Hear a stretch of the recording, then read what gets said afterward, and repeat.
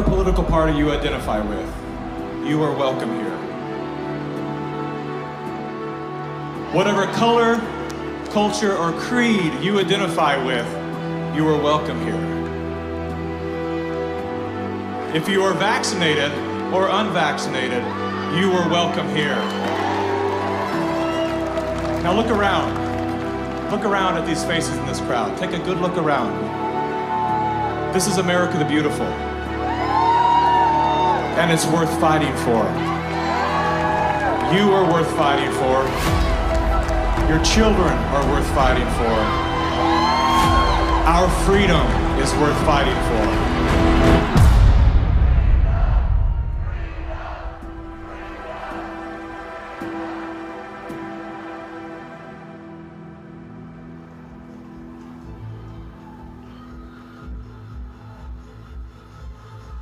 My name is Mickey Willis. I'm a father, a husband, and an investigative filmmaker. I was raised in California by a single mom who did her best to care for 4 children on her own. As a child of the welfare state, I witnessed firsthand what happens to the psyche and spirit of those who become dependent on government assistance. Had my mother known the difference between a hand up and a handout, she may have avoided the trap that kept us living on the edge of poverty, like so many people are today. Living in fear of losing her welfare assistance, Mom remained single and lonely until the day she passed, at 58 years young. Her life was cut short by a combination of toxic cancer treatments and grief. Just 34 days before she passed, her first son, my brother, was killed by a drug called AZT. Hundreds of thousands of innocent people died as a result of that prescribed poison.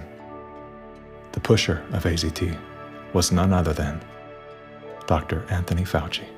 The reason that only one drug has been made available, AZT, because it's the only drug that has been shown to be safe and effective. Well, it's certainly nice to know that the future looks brighter.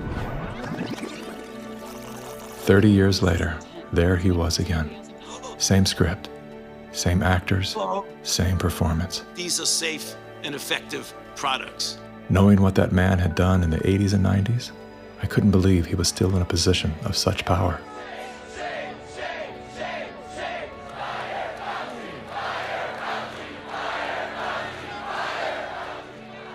As the world descended into synchronized tyranny, I began to ask myself, how did they get everyone to go along with this? Feels so good. I know. Obsessed with finding the answer, I began studying every moment in recorded history where masses of people devolved into a state of self-destruction. Down that rabbit hole was where I discovered the work of G. Edward Griffin. Gentlemen, again let me say welcome to our home. Since the 1960s, Mr. Griffin has been warning the world of the communist plot to overtake America. Yes, I know. Communism. Mr. Gorbachev, tear down this wall. That thing we've all been told fell with the Berlin Wall. How do you measure such an astonishing moment in history?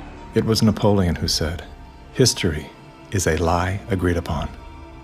Ironically, there's no evidence that Napoleon ever said that. As we're about to discover together, much of our history has been rewritten to serve an agenda that up until recently was invisible to the average person. Average, like this guy. Everyone's talking about the necessity for change right now, particularly here in the US. Over the past few months, as a filmmaker, I've had the honor of documenting the political revolution. That was me in 2016, the year of my political awakening. Come on board the political revolution. I was touring with the Bernie Sanders campaign, creating media to help his grassroots movement grow. At that time, I knew very little about socialism and even less about democratic socialism. As it turned out, I wasn't the only one. So my Bernie bros, how do we redistribute wealth through taxation without expanding the powers of the federal government? Bernie Sanders!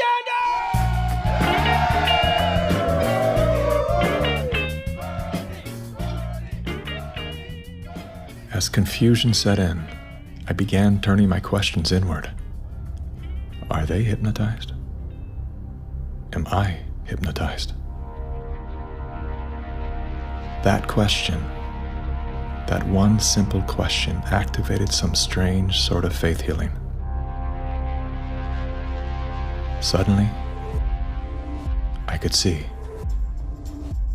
How did I not see this before? There were so many red flags. The only solution is communist revolution. The only solution is communist revolution. The only solution is communist revolution. That's right, we need communism. That's what we need.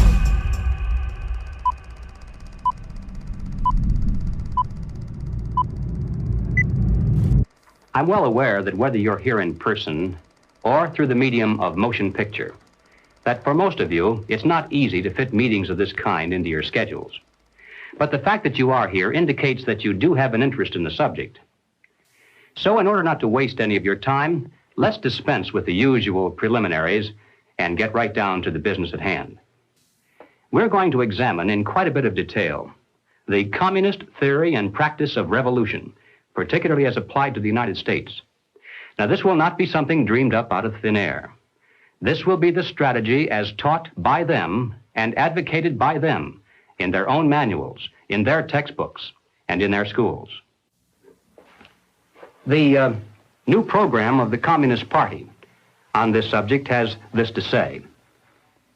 The term socialism describes but the first stage of a new society that in its full development is called communism. Socialism is a transitional stage. Jim Carrey, everybody. I went out today and bought me some freedom-friendly Nikes. Yeah, that's right. As a salute to Colin Kaepernick, to Nike, congratulations on your fantastic choice. Thank you so much. Well, it's good to be back in dystopian America. The Republicans are running with the word socialism. They're trying to say... They're trying to scare people. Scare people. It's communism. It's Venezuela, Trump says. We're going to be living in Venezuela. I grew up in Canada.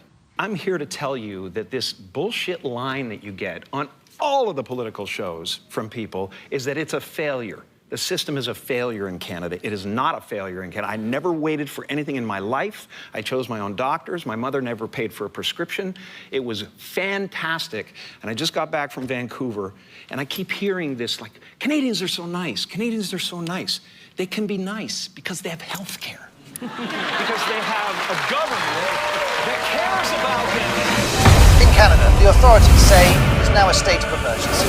Riot gear swept through Canada's capital. Today, police in Ottawa used batons and pepper spray. You just trampled that lady. Look what you did to her! Medical wait times in this country are longer than ever. The cost of living just keeps climbing. There's a socialist coup unfolding in Canada, and we taxpayers are funding it. In the recent years, a lot of Canadians have been watching their once well-regarded country become what some are even calling tyrannical. A country previously hailed as the most free and democratic in the world. Now, the People's World, the official West Coast newspaper of the Communist Party, ran this rather interesting editorial.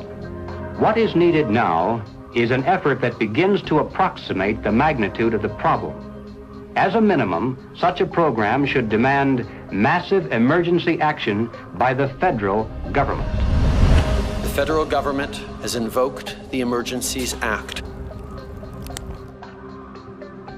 As of today, a bank or other financial service provider will be able to immediately freeze or suspend an account without a court order. If you are involved in this protest, we will actively look to identify you and follow up with financial sanctions and criminal charges. Banks have already started to freeze the accounts of people involved in the protests. Please get out.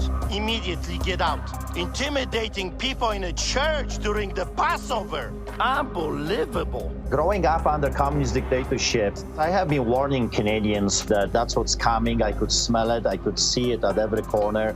We will not put up with this anymore. We are fighting back. Protests, public protests, are an important part of making sure we're getting messages out there. But using protests to demand changes to public policy is something that I think is worrisome. Okay. So here we have the Prime Minister of Canada saying that, yes, we have a highly functioning democracy and they have the right and freedom to protest. However, if those protests are used to demand change in government policy, then no. The small fringe minority who are holding unacceptable views that they're expressing.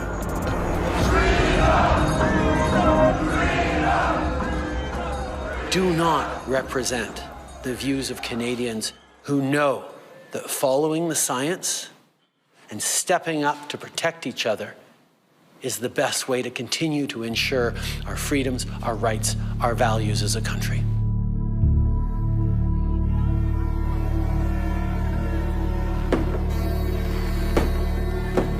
Liberal Prime Minister Justin Trudeau claims to be following the science, but Trudeau's science often comes in the form of this bizarre authoritarian technocracy.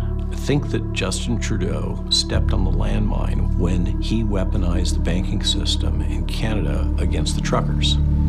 Those peaceful trucker protests, their most violent act was honking their horns. And in retaliation, they had their access to their bank accounts, and anybody that supported them in any way had their access to bank accounts eliminated. And at that moment in time, we all came to realize what was really going down. Even with Sun TV watching for any slip, he was asked which country he most admired and referred to China. There's a level of admiration I actually have for China because their basic dictatorship is allowing them. I applaud China for stepping up. I applaud Canada. You can tell what I'm thinking. A prime minister who openly admires the Chinese basic dictatorship, who tramples on fundamental rights by persecuting and criminalizing his own citizens as terrorists just because they dared to stand up to his perverted concept of democracy, should not be allowed to speak in this House at all. Mr. Trudeau, please spare us your presence. Thank you. Canadians know where I stand. This is a moment for responsible leaders to think carefully about where they stand and who they stand with. While Justin Trudeau makes a compelling case study, he is not the only dictator on the rise. Under the new rules provided by the COVID-19 emergency, many other elected leaders were empowered to show their true colors. Interesting how they all marched in perfect lockstep while chanting the same slogans. This pandemic has provided an opportunity. Here we are now with an economy in crisis, but with an incredible opportunity. It's certainly a major crisis, but it also offers us a unique opportunity. Unprecedented opportunity to rethink and reset. The great opportunity for reset. Opportunity for us to reset. For a reset. It's almost as if they all attended the same school of thought and studied under the same professor.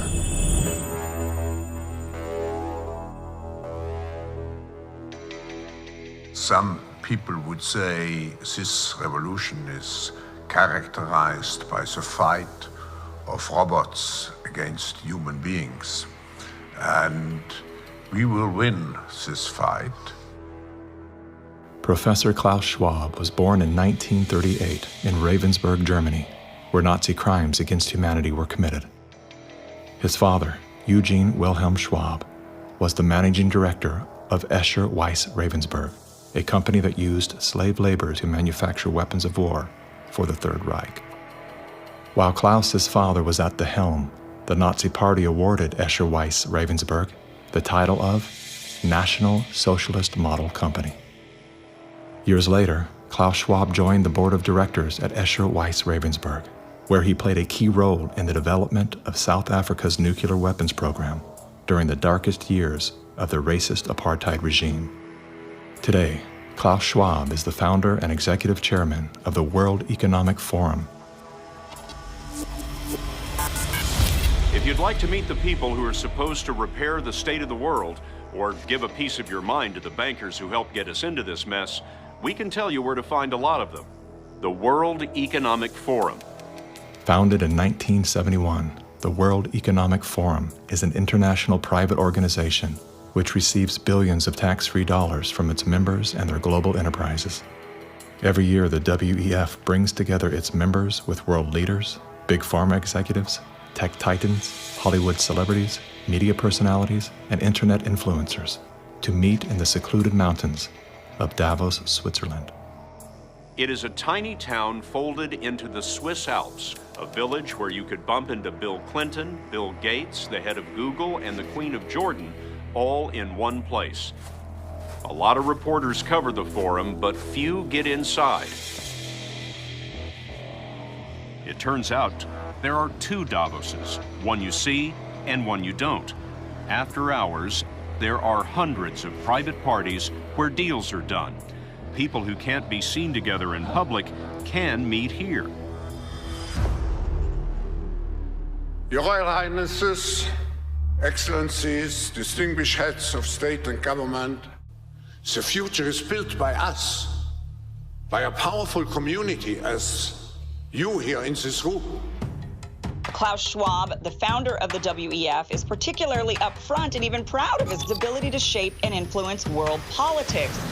I created the community of global shapers as a means, as a force to shape our common future. And of course, their Global Young Leaders program is a grooming ground so that when they ultimately infiltrate cabinets, We penetrate the cabinets. they will likely tend to govern a certain way. Nobody will be safe if not everybody is vaccinated. The names and the countries he mentioned ended up being some of the most dystopian and authoritative during this pandemic. Names like Ms. Merkel, Vladimir Putin, and so on. Other names, Jacinda Ardern, Sebastian Kurz, Mauricio Macri, Mark Zuckerberg, Jack Ma, Gavin Newsom, Stéphane Bancel, Chelsea Clinton, Leonardo DiCaprio, Sanjay Gupta, Dr. Leana Wen, Alexander and Jonathan Soros, George Soros' sons, and several of the Rothschilds. And of course, Now, who could represent such a world better than you, Prime Minister? In 2014, Klaus Schwab called for the Great Reset, We need a great reset. which he positioned as the solution to the world's most urgent issues. The dark reality of Schwab's agenda is detailed in his best-selling book, COVID-19, The Great Reset. His endgame mission is to replace independent governance with a top-down controlled, one world government and a central bank-controlled digital currency.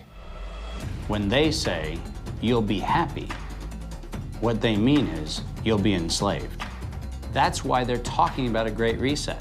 That's why they're talking about introducing this quasi-communist, quasi-socialist agenda. They know we've run the course where we cannot continue down the path of the ever-increasing indebtedness because we have a generation that quite literally cannot afford to buy a house. Millions of Americans are priced out of buying a home. And so it's easy to tell that generation, we're gonna forgive your college debt. Student debt relief. And set your expectations lower. You're gonna rent forever. We're gonna celebrate the tiny house movement. We're gonna do all of these things which sound cool because they're shaping our narrative so that we become capable of expecting less. What we need to do is not expect less. We need to remove inefficiencies so we can experience more. And that's the subtle distinction that the Great Reset is missing. Like most globalists, Schwab regards communist China as a shining model of how he intends to transform the world. We now welcome His Excellency Xi Jinping. China has made significant economic and social achievements under your leadership. Chinese influence on global affairs is growing. The founder of the World Economic Forum, Klaus Schwab, says that this is what motivated the group this year to invite President Xi Jinping to deliver the keynote address in Davos. Schwab said Xi's presence was a sign of the shift from a unipolar world dominated by the United States to a more multipolar system in which rising powers like China will have a step up and play a bigger role. I think it's a role model for many countries, but we have to go one step further. It's a systemic transformation of the world. Artificial intelligence, the metaverse, synthetic biology, our life in 10 years from now will be completely different, and who masters those technologies will be the master of the world. Similar to his protege, Justin Trudeau, Klaus Schwab makes a fascinating case study. Yet he too is merely the master of his own world. Economic Forum. Science is replacing evolution by natural selection with evolution by intelligent design. Not the intelligent design of some god above the clouds, but our intelligent design and the intelligent design of our clouds. The IBM cloud, the Microsoft cloud, these are the new driving forces of evolution. Today, we have the technology to hack human beings on a massive scale. And by this I mean that if you have enough data and you have enough computing power, you can understand people better than they understand themselves. And then you can manipulate them in ways which were previously impossible. You know, the whole idea that humans have this soul or spirit and they have free will, that's over. Now, how exactly will the future masters of the planet look like? This will be decided by the people who own the data. Foreign powers can collect, store, and exploit biometric information from COVID tests. U.S. intelligence officials tell CBS News that China is trying to collect Americans' DNA in hopes of controlling the future of healthcare. China's test kits are a tool to help China compile genetic data. The Chinese aren't the only ones exploring this technology. The U.S. is working on it as well. The White House is ramping up its COVID response, announcing Americans can once again get free COVID test kits as concerns are growing over a rare... Data is the most important asset in the world. Those who control the data control the future, not just of humanity, but the future of life itself. Everywhere she goes, Ouyang Haoyu is followed. What she buys, how she behaves, is tracked and scored to show how responsible and trustworthy she is. It's called the social credit system. A person's reputation is scored on a scale of 350 to 950. It's big data meets Big Brother, expanding how the government monitors, understands, and ultimately controls its 1.4 billion citizens. A good score brings benefits, but people with low scores lose rights. The cinema names and shames people considered untrustworthy, plastering their details, even their addresses, across big screens. And information collectors are paid to report on their neighbors. The Supreme Court has created a blacklist for so-called bad citizens. Among them is this journalist. He got a little too close to uncovering corruption among high-profile party members. He was blacklisted. He only realized when he tried to buy a train ticket. Once you're blacklisted, you can no longer get a bank loan, start a business, buy an apartment, or even send your children to a private school. By using the mechanism of social credit, we'll be able to establish a blacklist of people. These punishments will serve as a whip to rebuild moral values. And few here are willing to criticize it, something that may pose a risk itself for a bad score and the life that comes with it. It may seem scary, but it's just like that here. We're used to it, and anyway, we don't have a choice. China wants obedient citizens. Criticism or resistance among the population is virtually non-existent. This woman's door was kicked in by police when she refused to go to quarantine. Now, these videos show rows of metal containers which are being used to house COVID-19 patients. Some of them have complained that very little food is left for them in the freezing metal boxes. Chinese government officials now installing fences in Shanghai, blocking people from leaving their homes. For some, Shanghai feels like the world's largest prison.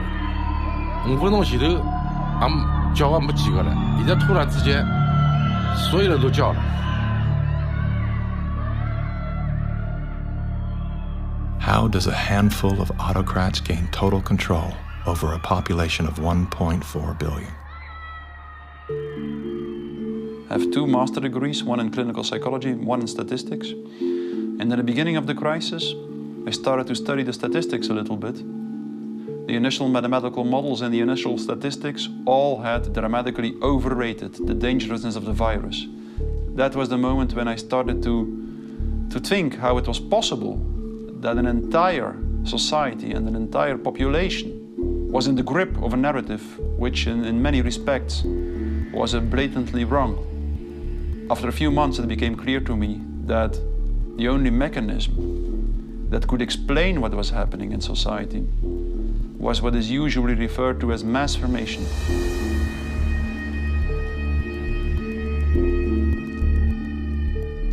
Mass formation is identical to hypnosis. And this term refers to a specific kind of group formation, which has very special characteristic effects at the level of individual mental functioning. And one of these effects is that an individual that is in the grip of mass formation typically lose every capacity to take a critical distance from what they believe in, from what the group believes in. You would think it would be people with lower IQs that would be more susceptible to this, but it seems to be the other way around. Are you seeing this? I have seen this, and it does seem to be predicted by educational status and IQ.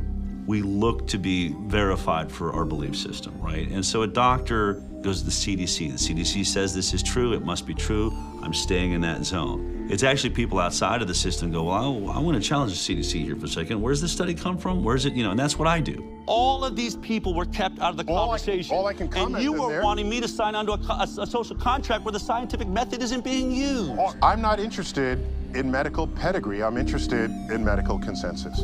People who are highly intelligent tend to go and get a lot of degrees.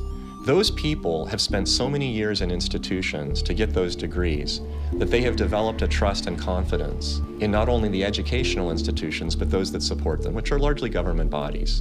And so they start from the place of, if it's told by the university, by the government, it's probably going to be true. What I've learned about science is that it's really imagine they're looking at like a fragment of the world and it's all they see. It's all they're looking at. The world, they don't see the world. So I think that there's a disconnect between people who are smart and have lots of degrees with actual reality, with the lived experience of nature, of life, that you don't see with people who are actually working with their hands outdoors all of the time.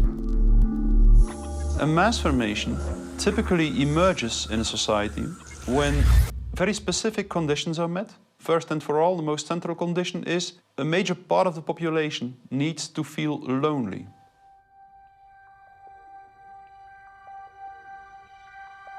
Doctors say the very rules to keep people safe from the virus are doing great damage when it comes to anxiety, depression, and even suicide. And now everyone is suffering, but children are particularly at risk. The real pandemic here is the psychological warfare that's being waged on every single human being. See, if you take a human being and you put them in a chronic fear state, and you couple that with human isolation, what happens is they psychologically decompensate and live in such emotional pain that they will gravitate in an irrational way to anything that you promise them will alleviate that pain. Once people feel disconnected from their environment, they will typically start to experience a lack of meaning-making in life. And under these conditions, if a narrative is distributed through the mass media, indicating an object of anxiety, and a strategy to deal with this object of anxiety, they suddenly, punk, connect to one small object of fear, for instance the coronavirus, and afterwards, people don't feel lonely anymore. They feel connected again. Let me hear it if you've had the Pfizer vaccine. Let me hear it from Moderna, AstraZeneca. Let's hear it from the anti-vaxxers.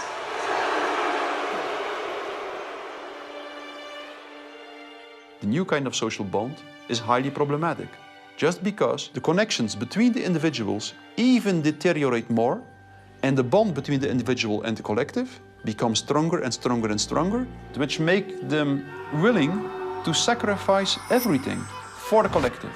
Its health, its wealth, the future of its children, everything. Something else that is really characteristic of individuals in mass formation is that they become radically intolerant for dissonant voices.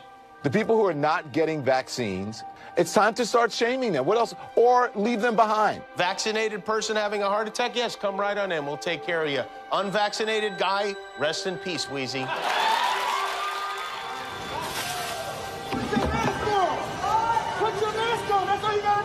have to stop coddling the morons who will not get the shot. Get away from me, Put it please. on. Does it bother anybody else that she doesn't have to wear a mask that we all do? When are we going to stop putting up with the idiots in this country? You're a schmuck for not wearing a mask. And just say it's mandatory to get vaccinated. Screw your freedom. People who do not go along with the masses are stigmatized, and in the end, the masses are inclined to destroy the people who do not go along with them. And they do so as if it is an ethical duty to do so. Getting good people to do bad things, harmful things, while thinking they're good things, it's a dangerous place to be because it looks great.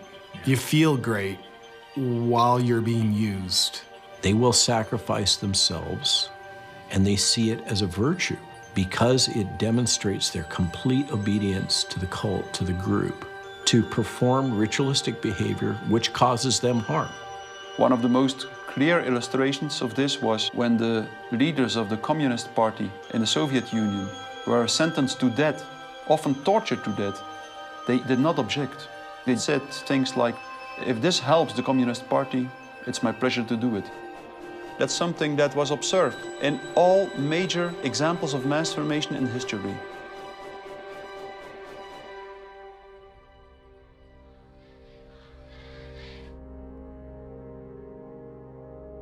I was born in Communist China 2 years before Mao started his Cultural Revolution. So we had to be indoctrinated and chanting slogans and holding Chairman Mao's little red books to say, "Long live Chairman Mao, long live Communist Party." Inspired by Soviet Union dictators Vladimir Lenin and Joseph Stalin, China's communist leader, Mao Zedong, borrowed from the playbook of the Russian Revolution. To fight anti-communist forces, Lenin organized a military branch of his Communist Party, known as the Red Army. Following suit, Mao branded his army the Red Guards. However, Mao's soldiers were not enlisted from his military. His Red Guards were made up of high school and university students. So he used young people to start Cultural Revolution, to top down statues, burning old buildings, and demonize all religions, going after all dissident voices, and to turn all the Chinese against each other. Family turn on each other, neighbors turn on each other. Chairman Mao, as he was known, was deeply influenced by Lenin's ideas on Marxism and revolution, and often praised Stalin as a great leader. He started his Great Leap Forward campaign in the 50s and killed 2 million landlord owners. 40 million to 60 million people estimated starving to death. The people were trading their children's dead bodies to eat, to survive. Cannibalism was everywhere. Through war, torture, execution, and famine, Chairman Mao caused the death of 80 million innocent people, making him the deadliest dictator of all time. China shaved the heads of women, put them all in unattractive asexual clothes, did the same thing for the men. This technique has been used in the 20th century by every totalitarian regime. The Mao wanted to create a genderless society. That's why girls like me could not wear beautiful clothes and could not do makeup. We have to just look like boys, unisex, no gender. They asexualize the population so that there's no more desire, no more bipolarity of male and female. Everybody looks like an automaton. And then what do? Rather than turning towards one another, they turn towards the state. So the only thing left for me, a child to believe in, is communism. And Mao was the new God.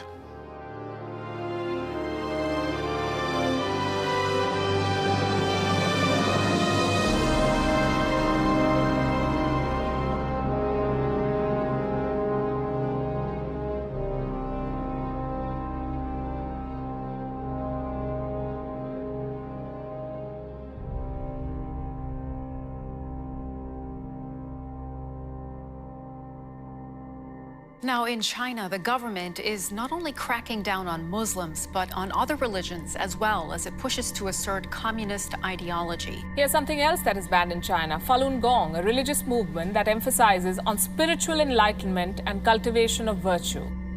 5,000-year-old Chinese civilization were founded on faith. Communist regime is atheist. So any philosophies which encourage people to believe God, believe good things, it's something they don't like. I decided to escape China after serious persecution I have experienced. Under this pretext of COVID-19 coronavirus, the Chinese Communist Party has intensified its persecution.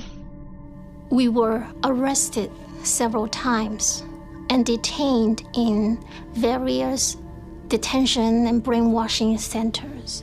Over the past few years, a vast network of camps has been built across Xinjiang. A series of classified bulletins show how easy it is to be singled out by the Chinese government for education and training. The U.S. Defense Department says as many as 3 million are being forcibly detained in re-education and forced labor camps. China calls them thought transformation camps built to prevent extremism from spreading, but reports indicate they're more like prisons. When I was detained in a detention center, I was handcuffed and hung over a radiator pipe with my toes barely touching the ground. And I was hung over there for 3 days. The CCP guards brought 4 male detainees into my cell and began one of the worst experiences of torture. And on the brink of death, I realized I could do nothing but turn to my belief. So I prayed to be saved. Moments later, one of the 4 male detainees suddenly fainted on the floor, which interrupted the torture.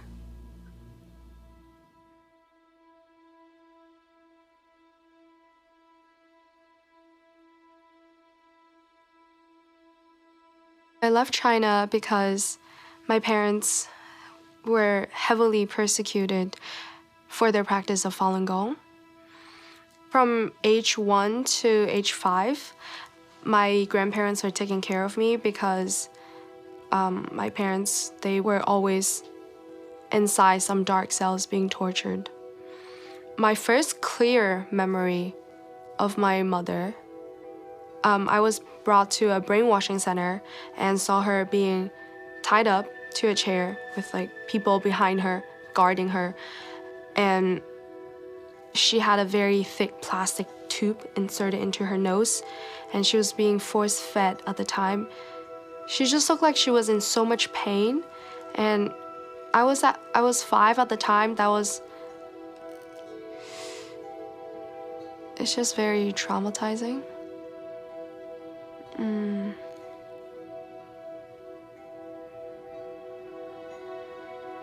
My school principal actually came to me several times and told me not to be a part of my parents and to report any activity that my parents would do.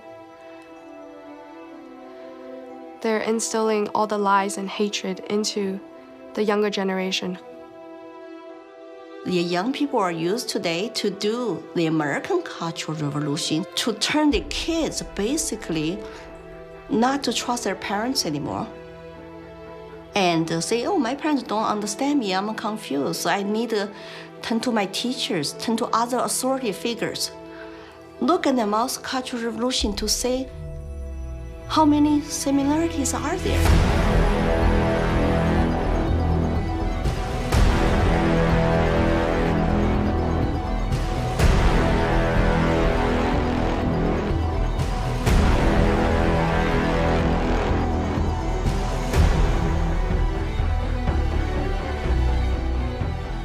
Communism will win. That's not a joke. That will happen. You are happy with what was happening in the USSR between 1917. We make a critique of it. That's why we're Maoists. We make a critique of it in order to improve socialism the next time it comes around and throws people like your ass into a labor camp. Yesterday, I asked ChatGPT, are there any similarities between today's woke revolution and Chairman Mao's Cultural Revolution of the 1960s? And it wrote back, how long do you have? We recognize that government is absolutely necessary for an orderly society. But following the dictum that government, like fire, is both beneficial and dangerous, we believe in the concept of limited government. And we believe that the constitutional republic created by our founding fathers is the best form of limited government that has yet been devised by man. A republic is a limited democracy. It's a form of government based upon the principle of limited majority rule. Limited so that the minority, even a minority of one, can be protected against the whims and passions of the majority. Now, democracy is a form of government based upon the principle of majority rule. It's easy to understand, easy to sell to the masses, and I might add, deadly. The fathers of philosophy, Socrates, Plato, and Aristotle, were all staunch critics of democracy. History's greatest minds all observed that even a well-intended democracy can breed deception, division, and ultimately total control by the state. Aristotle wrote that democracy is not just the rule of the majority. Democracy is a system in which the majority is in charge, respecting the basic elementary rights and principles of minorities. If not, democracy becomes a tyranny of the majority. Socrates himself became a victim of this very process. He was sentenced to death by a majority vote for protesting the rights and protections of the minority. This country was founded on the principle that the individual is sovereign over the institution of government. And it's about a philosophy of governance that says that you are a free individual, or a philosophy of governance that says you're serf and you're subject. We have inalienable rights just by virtue of being human. And so their primary responsibility as the government is to protect those rights. These aren't rules to govern me, they're rules to govern the government. Like what you are and are not allowed to do to me. We are a constitutional republic with a representative democracy, so people do vote, but we have a separation of powers. So if you majority vote to eat you for lunch, the Supreme Court can say, no, you cannot. And how do you protect the minority from the majority? You write down a set of rules on a piece of paper. You say, this we can do, that we cannot. At the top of the paper, you write the word Constitution. And then everyone agrees to follow the rules no matter what the temptation. And when you're finished, you've created a constitutional republic. It was Thomas Jefferson who said, "The republic is the only form of government which is not eternally at open or secret war with the rights of mankind." Now, we hear a lot of talk today about right-wingers, left-wingers, extremists, and moderates. The political spectrum concept, if it has any meaning at all, is a measurement scale showing all the variations in government. Now, the extremists at the zero end would be those who advocate no government at all, the anarchists. The extremists at the other end would be those who advocate total government. And who are they? Well, the communists, of course. But also the Nazis, the fascists. No matter what they may call themselves, if they advocate total government control over the people, they are all, by definition, totalitarians. The debate is not between conservatives and liberals. It goes back in history long before those words were ever invented. The opposing points of view properly are identified as individualism versus collectivism. The individualist believes that the rights of the individual must not be obliterated by the desires of the collective or the group. The collectivist, on the other hand, believes that the group is more important than the single person within it, and that the individual must be sacrificed if necessary for the greater good of the greater number. The individualists believe that every man has a personal and direct responsibility to provide first for himself, next for his family, and then for those outside his family who may be in need. The collectivist, on the other hand, declares that the individual is not personally responsible for charity, for raising his own children, providing for his aging parents, or even providing for himself, for that matter. This is a group function of the state, of government itself. Everything we talk about, socialism, communism, globalism, and Nazism, guess what? It's all collective society. Collectivism on an international level is essentially known as globalism, which is often promoted as a framework for unity and sustainability. Under the guise of philanthropy, the leaders of the globalist movement leverage every possible crisis to advance their plan to replace national sovereignty with a one-world government. We are confronted with so many crises simultaneously. What does it need to master the future? It is the globalists who are behind the destructive new methods of control, like ESG, the acronym for Environmental, Social, Governance. Similar to China's social credit score, ESG is a ranking system that tracks a company or country's carbon footprint, as well as its commitment to diversity and inclusion. A low ESG score can lead to severe consequences, including reputational damage, legal and regulatory actions, and loss of investors and bank credit lines. Within the last decade, numerous nations and thousands of major brands have been coerced to adapt to the ESG program, and today, many of them are paying the price. In 2018, the World Economic Forum published an article on its website entitled, "How We Will Make Sri Lanka Rich by 2025. That article was removed once it became known that food prices in Sri Lanka had nearly doubled and that millions of their citizens were facing starvation. Now, what caused this? Farmers protested and asked the government to work with them on slowly improving farming practices to be more environmentally friendly rather than implementing harsh bans. But the government was more interested in maintaining a high ESG score with its creditors like BlackRock. As a result, food production dropped drastically, with farmers expecting crop losses of 85%. The country had to begin spending money on importing food when it was previously self-sufficient. Sri Lanka is a cautionary tale. What's happening there could be a foreshadowing of what's in store for us if we don't take heed and learn some lessons. The Dutch government was one of the first to sign on to the ESG system. Dutch farmers pleaded that the rush to adapt to extreme new regulations would result in the destruction of the country's food supply. The Netherlands is the second largest agriculture exporter in the world, earning the title of the tiny country that feeds the world. A collapse of their system could trigger a global food crisis. Yet, the Netherlands Prime Minister continued to persecute Dutch farmers until they were forced to revolt. Where do you find still such a prime minister in the world? You find it in the Netherlands, and it's Mark Rutte. And remember, too, the Netherlands is the pilot program of the World Food Hubs, and the World Economic Forum has assigned to the Netherlands what they call this Global Secretariat, using ironically a communist term for it. Klaus Schwab's golden pin-up boy, Prime Minister Mark Rutte, is busy fulfilling the agenda of the World Economic Forum's Great Reset by turfing farmers off their own land. Perhaps the most important lesson I've learned in my years as Prime Minister of one of the world's most outward-looking trading countries is that national interests are often best served by international cooperation. Schwab has sold this idea because they're up against the wall. Okay, you have all these governments that are basically broke.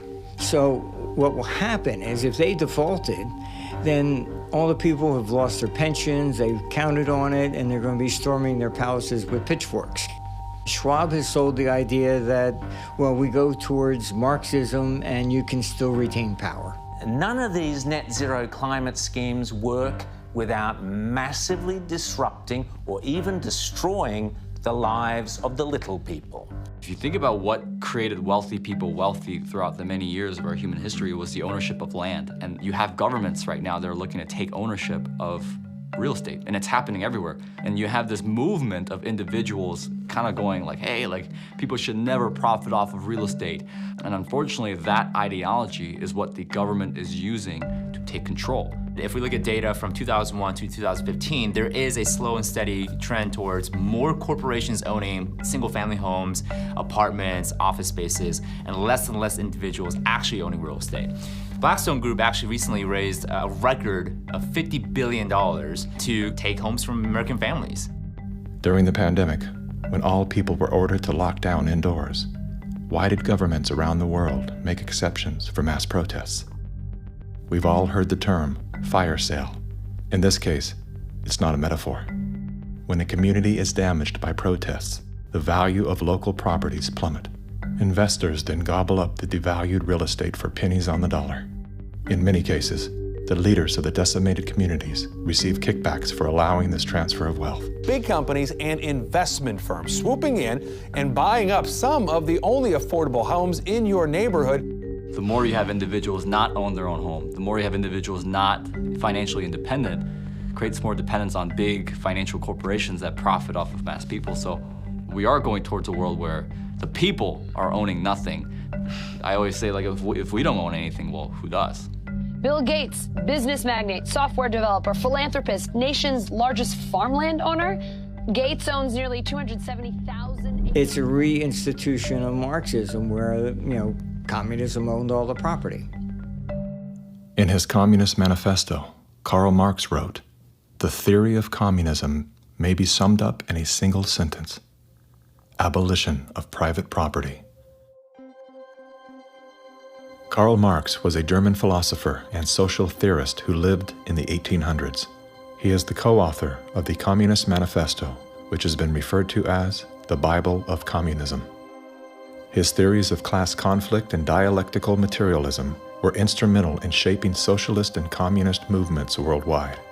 Joseph Stalin, Vladimir Lenin, Leon Trotsky, Mao Zedong, Che Guevara, Fidel Castro, Kim Jong-un, Hugo Chavez, Nicolas Maduro, and many other communist revolutionaries have cited Marxism as the foundation of their political ideologies. Marx rejected all concepts of God, as well as the traditional family. According to members of his own family, Marx was emotionally, verbally, and physically abusive. His wife, Jenny, was plagued by depression, which was compounded by Karl's adulterous impulses and his inability to provide for his children. Despite his privileged upbringing and formal education, Karl Marx was often unwilling to work and instead relied on the financial support of friends and family.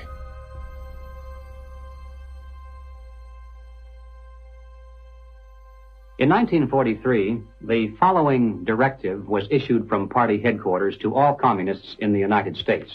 It read, "When certain obstructionists become too irritating, label them as fascist or Nazi or anti-Semitic. In the public mind, constantly associate those who oppose us with those names which already have a bad smell. The association will, after enough repetition, become fact in the public mind." The founding fathers were racist, misogynist, Fascist political party, radicals on the far right, anti-Semitic, xenophobic, transphobic, Uncle Tom's white supremacist, domestic terrorist, neo-Nazi organizer, Nazis, you are an anti-vaxxer, anti-vaxxers, racist. Name-calling is their number one bullying tactic, and they apply it unremittingly to anyone who questions their dogma or says something they find unacceptable or offensive. As early as 1928, the communists declared that the racial differences among our people constituted the weakest and most vulnerable point in our social fabric. By constantly probing and straining at this one spot, they calculated that eventually the cloth could be torn apart and that Americans could be divided, weakened, and perhaps even set against each other in open combat. They said in no unmistakable terms that the Negro people, because of their social status and their predominant working class composition, offered greater revolutionary possibilities than any other cross-section of the population. How do we get out of this mess? Revolution, nothing less. Revolution, nothing less. Revolution, nothing less. Revolution, nothing less. Revolution, nothing less. The communists call not only for extensive chaos within the cities, the plan is for raging fires from one city to the next. The average American, they say, soft and decadent, when he sees billows of black smoke rising from one horizon to the other, when at night the only light he has to see by is the flickering red from flames leaping into the sky, he'll become paralyzed with fear and panic and do nothing to interfere with the guerrilla bands as they strike at the community's power centers. To justify violence, they have to be able to claim that they're liberating people. And if people are to be liberated, then it's necessary to go through the motions, at least, of pretending that they have a right to form a nation of their own. The Communist Party called for their liberation, to break away from the United States and to set up their own nation within our borders. Activists now control a barricaded area. It's been called an autonomous zone. They want it to be free of capitalism, state authority, and police. To take the United States, all of the United States, it'll be necessary, they say, to involve white people as well as black, and in general, to escalate the revolution in America from race war to class war. Feed the rich and feed the poor. This is class war. Now, when they talk about pressure from above, they mean using their people and their influence within the very government marked for takeover to bring forward official recommendations for legislation. The recommendations, of course, are offered supposedly as solutions to national problems, but when passed into law, their only real effect is to vastly increase the power of government and to move the country that much closer toward the ultimate goal.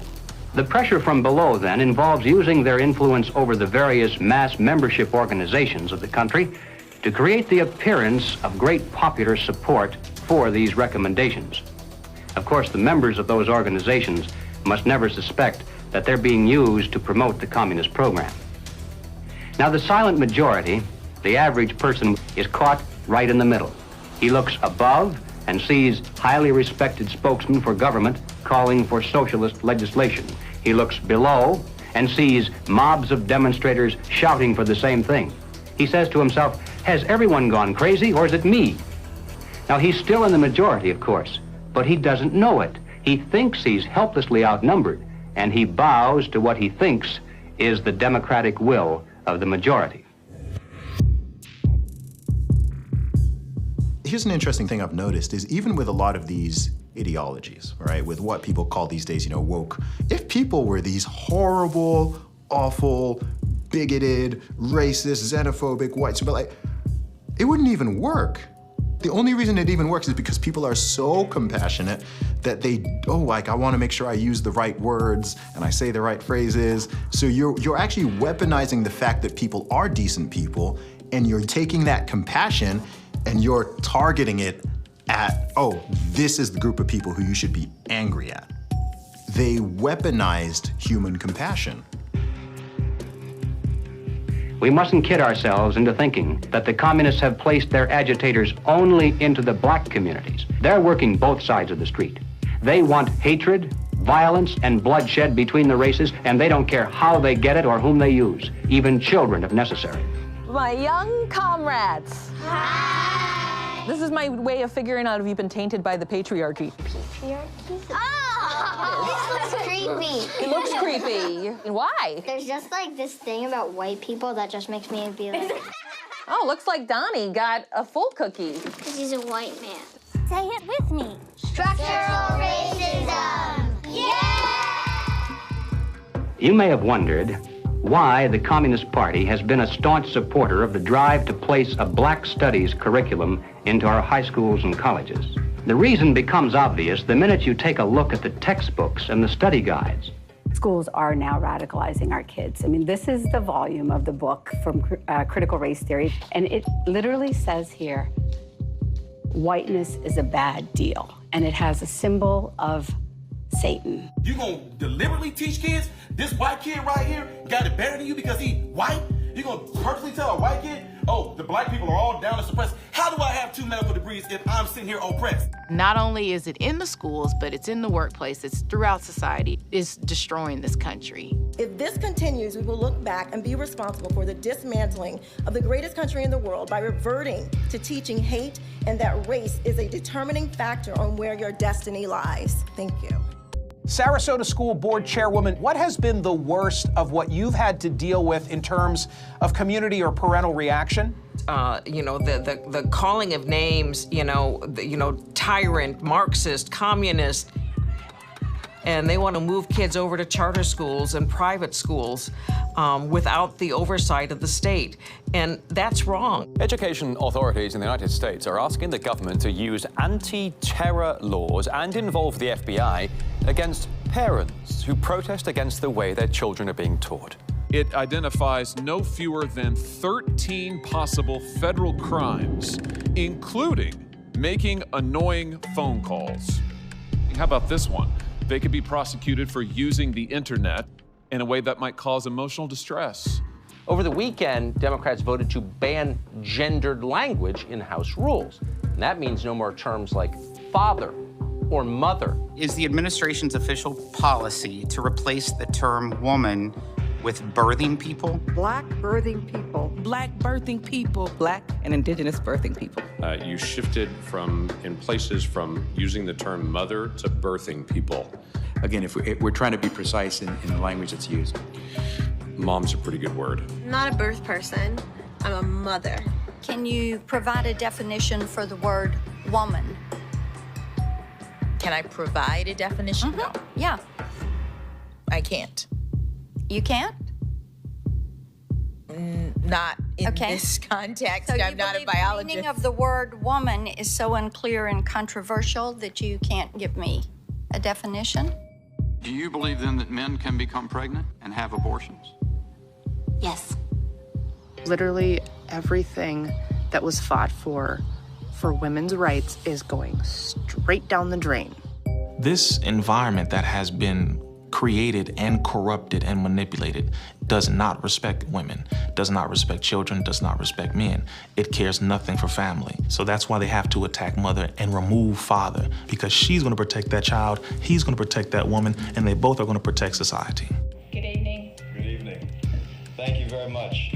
Thank you for your service.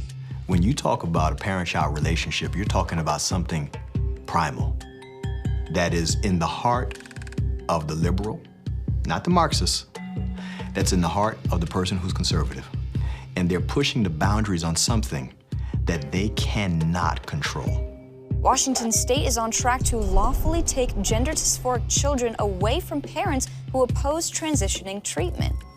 That is against the Constitution. The only time a parent loses their rights is if there's an extreme circumstance. It's severing the bond between the parent and the child. What they're doing is they're dividing families to take control of the children. The biggest offense against communism is the nuclear family. In Chapter 2 of his Communist Manifesto, Karl Marx wrote, "Abolition of the family. The bourgeois family will vanish as a matter of course." We're here today to represent the millions of Black Americans who disagree with the Black Lives Matter movement. If you go to Black Lives Matter website, it says that we disrupt the nuclear family. That's my wife. This is our 4 children. Why would you disrupt the nuclear family? Because the real objective is to remove the family as a possible alternate source of guidance and support. All totalitarian regimes strive to destroy the close-knit family in order to remove any loyalties that might be higher than to the state itself. I have seen over the years in my practice a steady decline in the expression of healthy masculinity and healthy femininity. The separation between the male and the female is almost complete now.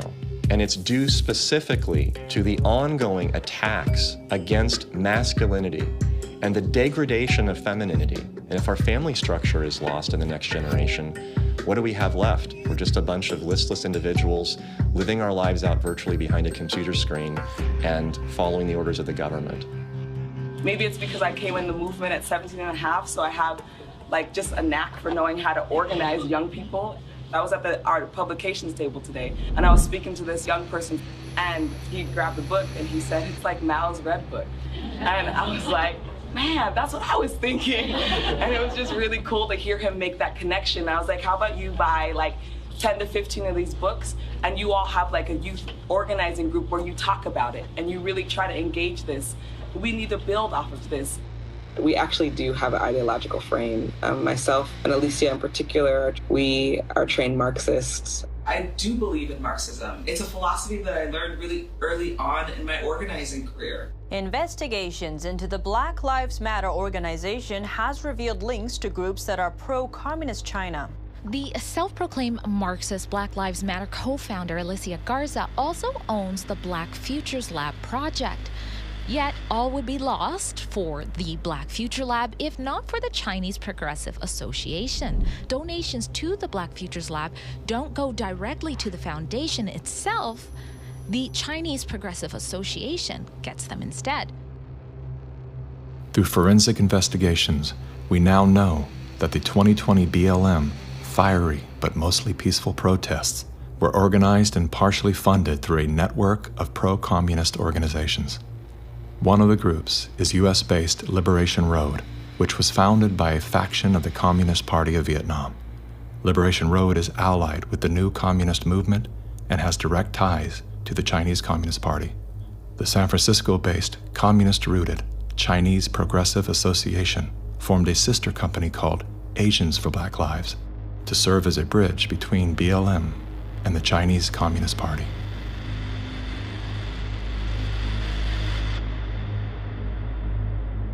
I spent a lot of time with President Xi. He's deadly earnest about becoming the most significant, consequential nation in the world.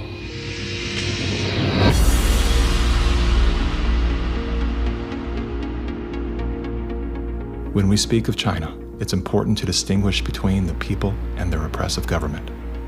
And while the Communist Party of China is undoubtedly America's greatest foreign adversary, it's crucial to recognize that the most urgent threat to the future of the United States resides within its own borders. We're so used to thinking in terms of the old-fashioned concepts of warfare, we fail to realize that the favorite weapons of communist conquest are instead propaganda. Do you know who the greatest propagator of disinformation in the history of the world is? The U.S. government.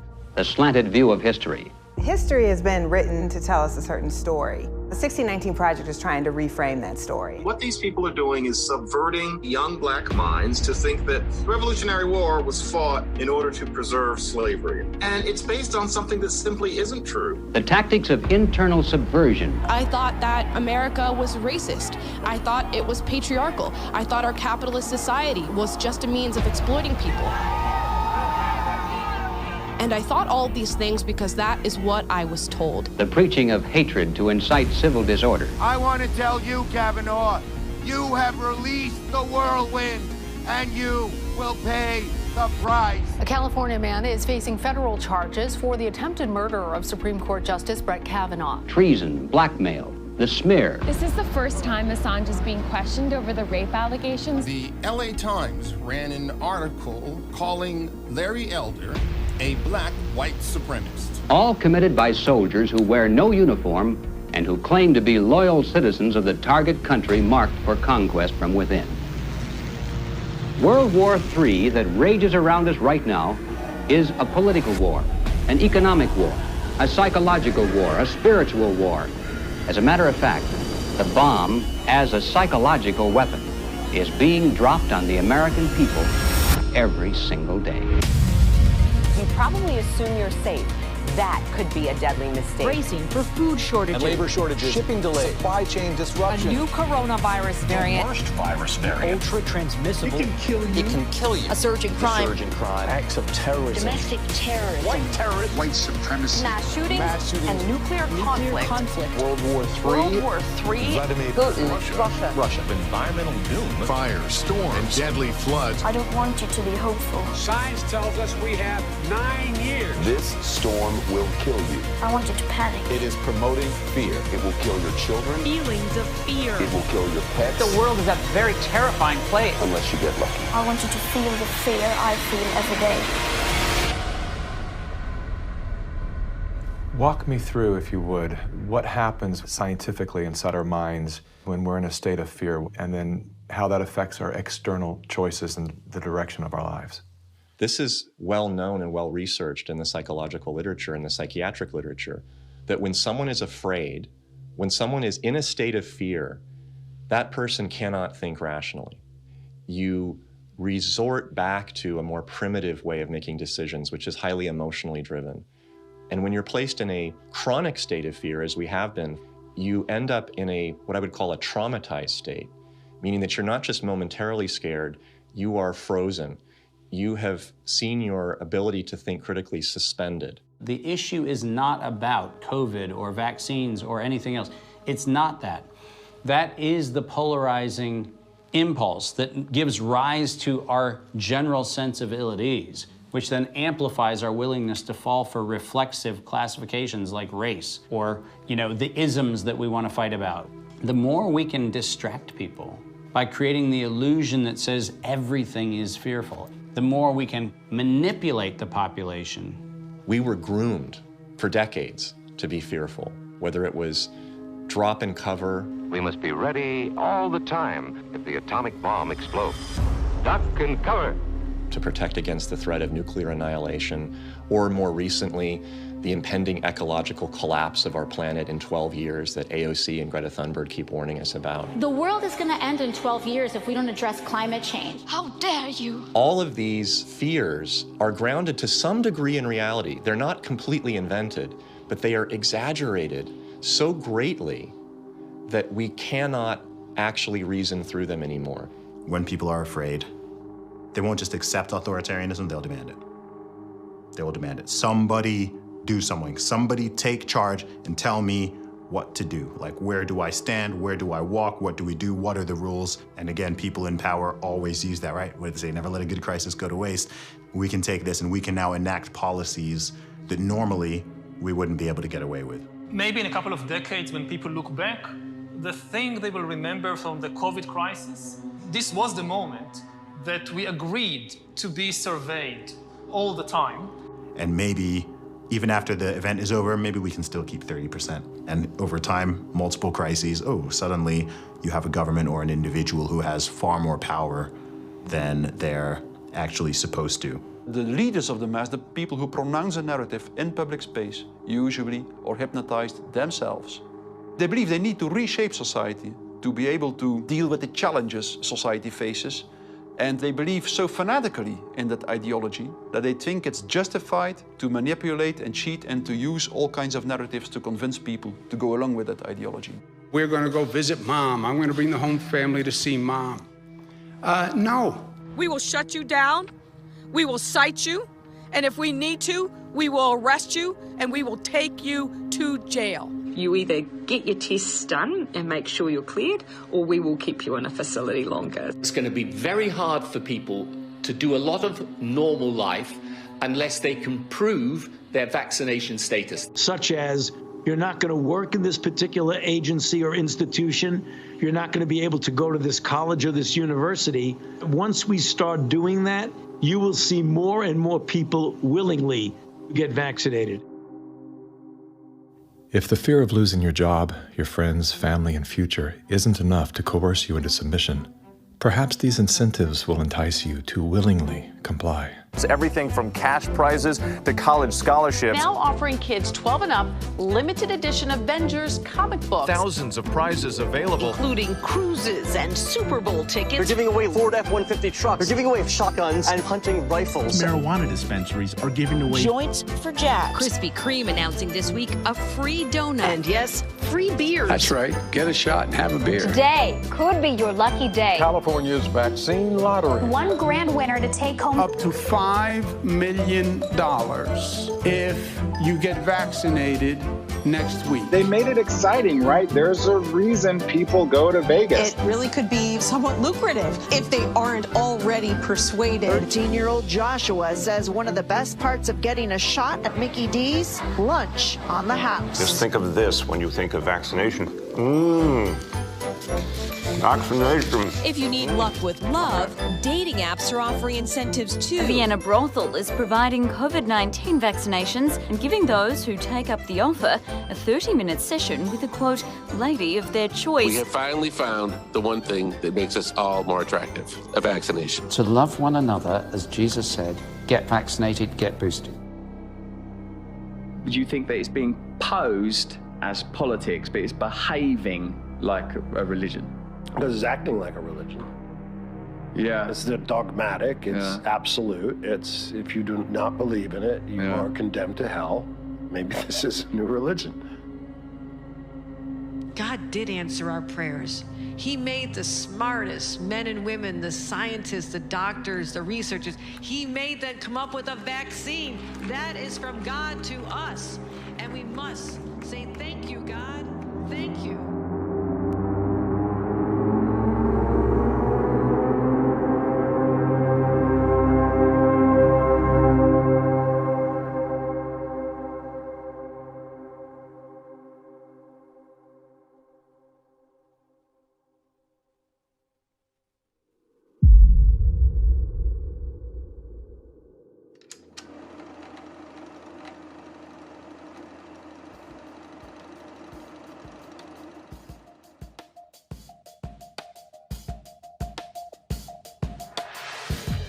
There was a time, and not too long ago, I think, when we could have pulled ourselves out of this without too great a sacrifice on the part of anyone. But we didn't. Instead, we slept. Everywhere I look, I see men and women who know that communists are making headway in this country. They know that something must be done and that someone must stand up to them. But they themselves do nothing. They remain silent because they're afraid that if they speak out, it'll be bad for business. They may lose a client. They may even lose their jobs. Or perhaps they're receiving a regular government check and already are too dependent upon some of the very people and programs they know they should oppose. We have now passed the point of painless solutions and parlor patriotism. Well, all right, so what do we do about it? What are the countermeasures that need to be taken? And where do we begin? Before we finally win this battle, and I should hasten to say that there's no doubt in my mind that we're going to win. I'm increasingly convinced of this. But before we finally do see victory, we must carry the truth to every man, woman, and child in America. I have no idea of what each of you is going to do in the critical days that lie ahead.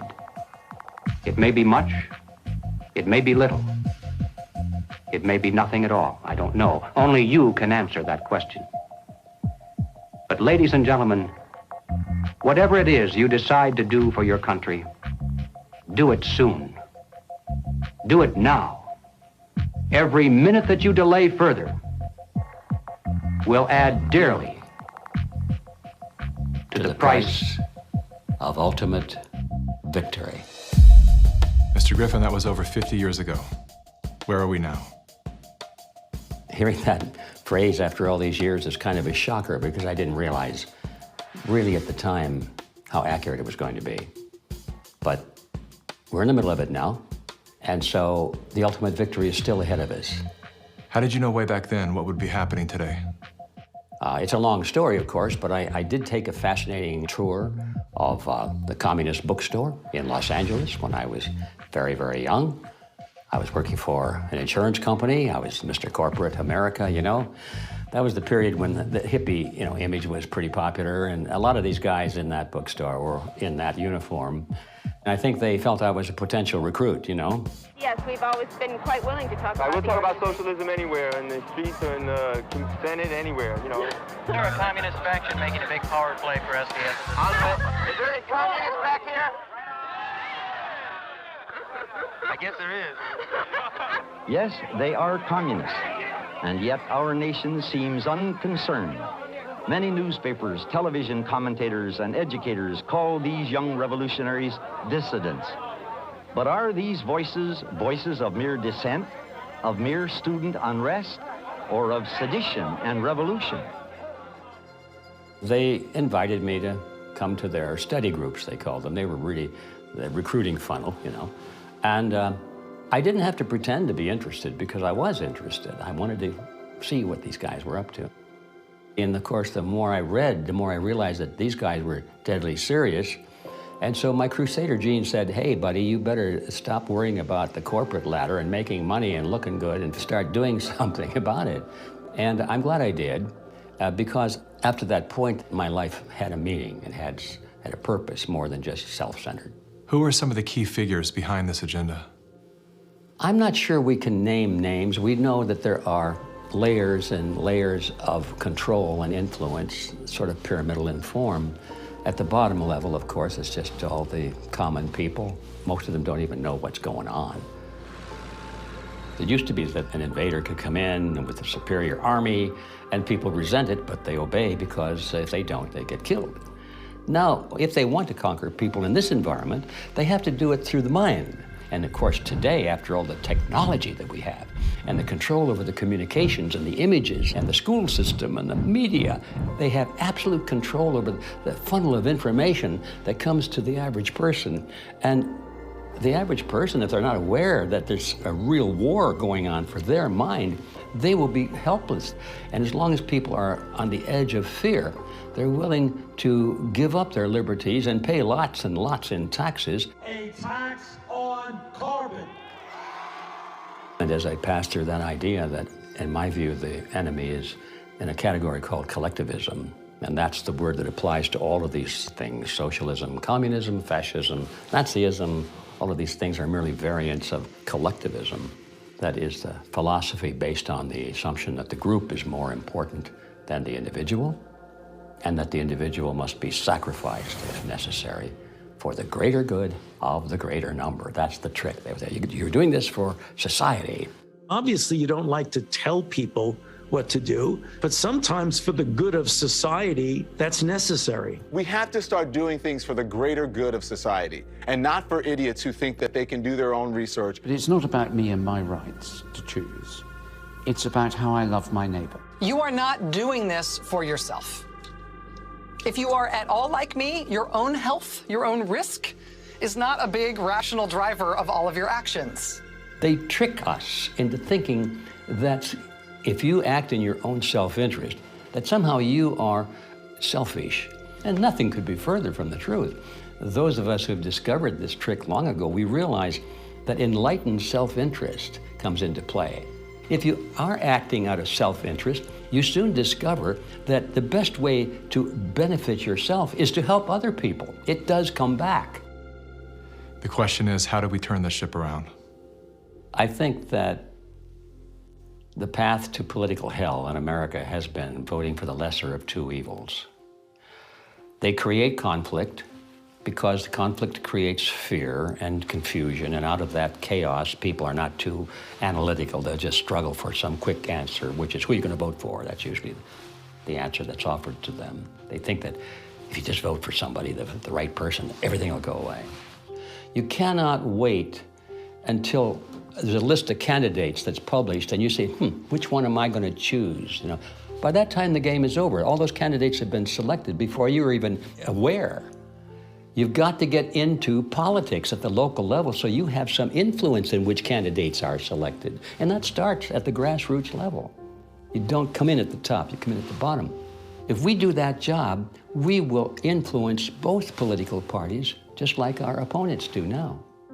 There is actually a way forward and a way out, but it's going to require work, and it's also going to require that we acknowledge that we have wronged ourselves, that we are part of this problem. It's not the government that caused this. The government facilitated it. What caused it was our being asleep at the wheel. Without taking accountability, we cannot move forward. The masses of humanity have been slapped awake in a very short period of time, to where now it has created a domino effect of awareness all across the planet. People cannot go back into the matrix now. They can't. A lot of people are trying to, and they can't. We have the right as citizens in this country to abolish government and create a new one. And that is the authority that has been given to us. It is written in our documents. the Declaration of Independence, the Constitution of the United States, the Declaration of Human Rights. We have indelible rights, and the basis of those rights are our freedoms. And if we don't have that, we don't have life. And so we have to awaken, we have to arise, we have to fight. The natural rights of every individual is life, liberty, and property, and establishing a country on a premise that had never been established before, that the individual is sovereign because their rights are endowed to them by a sovereign God. This which has happened can only be described as divine, which is why we're the nation. Our ideology, our way of life is always under this relentless attack that we have defeated over and over again, and we will defeat it this time. We're all fighting with each other, and the way that we combat that is doing the opposite of what these war overlords want us to do, which is fight with each other. We should be learning how to forgive and inviting other people to the table even if we disagree with them, and extending grace to one another even if we know that they've done something that we totally disagree with, because that's how we ultimately are going to heal as a nation, is understanding that we all come from different walks of life and we all live here together, and let's start talking. The only real problem that's existed in the world, it's division. It's that people are not getting in rooms, willing to speak with one another, see each other's hearts, and get to know, hey, what do you believe? What do I believe? And is there a way we can actually work together to solve these problems? And I'm willing to bet that most of the Gen Zers would say yes. That's what we do right now, and that's why I'm glad we're the age that we are, because we can be leaders of that conversation. When I started to realize, like, wow, freedom's a polarizing concept for some reason. Thought this was America. Is this America? It is? Okay. World's different than I thought. So my fear was, I could lose everything. I could lose my audience. I could lose my business. But I knew, especially having a son come into the world, I am imprinting something on his beautiful, innocent, fragile psyche and heart. I'm imprinting the man that I am, or I'm imprinting a hollow shell of the man that I refuse to be. And I knew in that moment, I'm willing to risk losing everything to do that. I would rather pick up cans on the side of the highway to feed my family than to live out of alignment with my truth and betray my son. Just say no. Rise up in a nonviolent way. They can't imprison everyone. They can't fire everyone. But they can fire individuals that are separated and don't work together and give in to the fear. And don't sacrifice your future for a few conveniences now in the present. You should sacrifice maybe the present conveniences so that you're going to have a future. The media has done a good job at stripping from us our ability to think on our own and for ourselves. If we can get back to that, I think that we can build a stronger America. In my opinion, the first step you have to take is you have to get out from under the control mechanisms. And that means blow up your TV, don't listen to the fear porn, and set yourself free of debt, which is what controls you and controls everything around you. It is the weapon that is used. The most important thing is always that the dissonant voices continue to speak out, and, also extremely important, that they don't start to form a mass or a crowd themselves, because that happens very easily as well, happens very easily. Once a large-scale mass formation starts, the people who do not go along with them feel threatened, and they can start to form a mass themselves. So it's extremely important not to form a mass ourselves. That means to form a group, a coherent group, and that what unifies this group should in the first place be the fact that everybody who belongs to the group can have his own opinion and can speak in his own way. What matters most to you?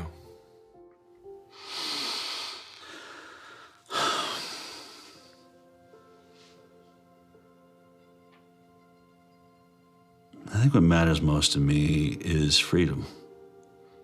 Freedom. I want as little laws as necessary to keep us from killing each other. I mean, I get it. There's crazy people out there. We have to find a balance. In the end, I want my children to live in a world where they're free to dream, to take risks, to fail, to succeed. Hardship strengthens us. We wouldn't have had the American Revolution and the beta model for the American Constitution, the beta model of a republic in the modern world, unless the tyranny of King George had been unbearable. All the good things in life usually are a result of some kind of a rebound against something that's very not good at all, very painful. I mean, I think about if someone had jumped in there and taken away my failures. I can't do what I'm doing now if someone had kept me from really hurting, really learning lessons that were hard to learn so that I would never make that mistake again. In a philosophical sense, we should be thankful for this movement that's happening, is in spite of the fact that it's tragedy and it's hurting people and all that, but without it, we might just go right along in that pot and be boiled in time. But now the frog is jumping out, and we have a chance coming up here now to create a new vision, and it's going to be great. It's a bit cynical, but it is in the end good news that mass formation and totalitarianism always destroys itself in a relatively short time span. And the most important thing, of course, is that you have to make sure that the system does not destroy you before it destroys itself. Throughout history, it was always the very small minority. History has always been written by the 1% of the population. 15% of the population create history, and they follow the leadership, the thought leadership of 1%. But that 15% altogether is what changes history. And so all we have to do is reach 15% of the population. I think today, after all this time, we have more than 15%. We just have to get them together so they realize that they're not alone. And that's our task right now. I don't think our societies have taken the moment to look up and actually see and appreciate how much progress has been made in the past century. On so many different levels, we have made incredible progress. Like, what we've got here is actually great. It's imperfect, and we should still be making tweaks carefully to try to make it better. And I think that's where so much of that self-hatred or hatred of the nation or hatred of the other or whatever comes from, this lack of perspective and gratitude and inability to take a moment, chill out on the activism and go, wait, actually, okay, we've achieved a very unique and special point in history, and let's be careful with that. On that note, as Sure. a man who's traveled the world, have you experienced any nation that has course-corrected beyond their sins more than the U.S. has? No. It's sad to see Americans who live in a free country, born as Americans, and do not recognize their privileges. You are born American, a free country. You never suffered a starvation. And you need to go to other countries to find out why all the immigrants, millions of them, want to come here. What is happening in our backyard today, I experienced as an 11-year-old. I remember vividly all the promises that a guy named Castro gave and how 99% of the people swallowed the pill. He was gonna save Cuba. I remember how he promised to the farmers, to the Guajiros, that you're gonna own the land. I remember all the promises that we hear today about free education and free health care and free land. And my God, no freedom. The defectors here that are speaking out against the Communist Party in China are risking their lives. And our government is not interested in listening to them or helping them in any way.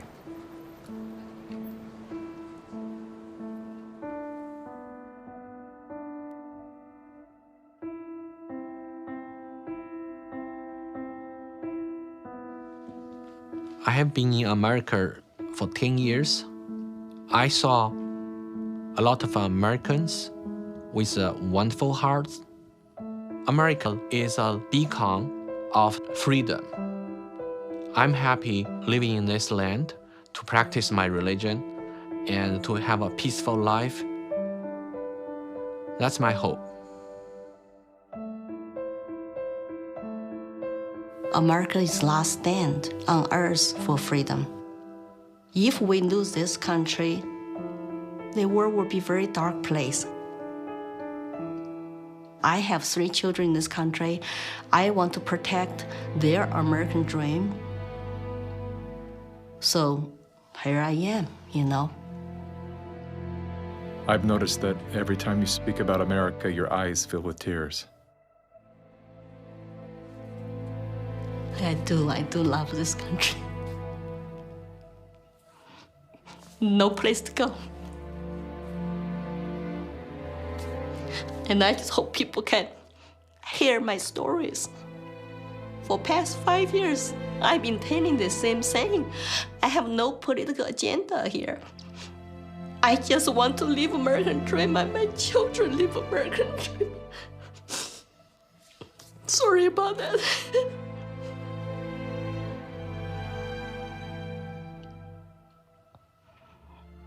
It's time to ask questions. It's time to wake up.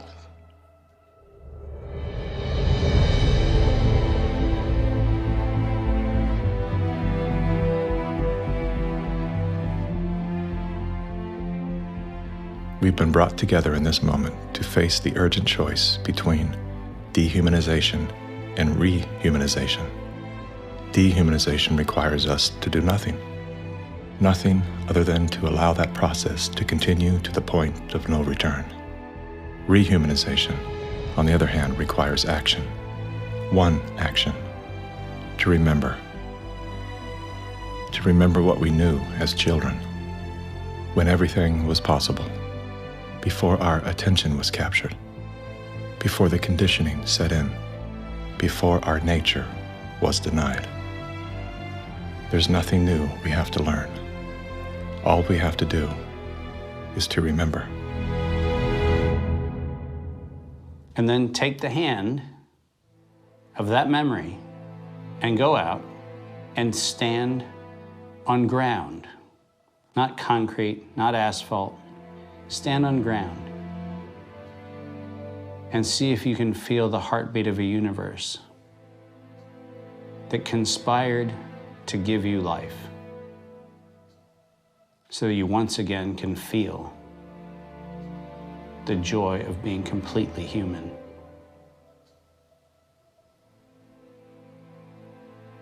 And then never forget that moment.